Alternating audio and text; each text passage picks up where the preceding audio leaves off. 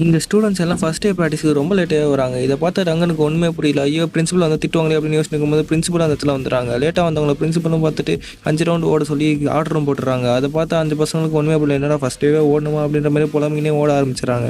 ஓடிட்டே இருக்கும்போது தான் ஜூனியர் கொஞ்சம் கொஞ்சமாக பேசிக்க ஆரம்பிச்சிடுறாங்க. அந்த ஜூனியர் கிட்ட போய் அவன் கேட்குறான், எதுக்காக இந்த காலேஜுக்கு வந்து அப்படின்னு சொல்லும்போது, நான் தங்கம்காக வந்தேன், தங்கமும் 7 லெட்டர்ஸு, தலஃபா 7 லெட்டர்ஸு இப்படின்னு விளாட்டு இருந்தான். அதை பார்த்து இன்னொரு சீனியர் வந்து அவங்களாம் பேசாது, இப்படி தான் அவன் உயிரை வாங்குவான்னு சொல்லிட்டு அவனையும் கூட்டின்னு போயிடறாங்க. அப்படி கூட்டின்னு போகும்போது ரிஷி பேட்டிங் ஆடுற பார்த்து எல்லா பொண்ணுங்களும் அவனை பார்த்து ரசித்து பேசிட்டு இருக்காங்க.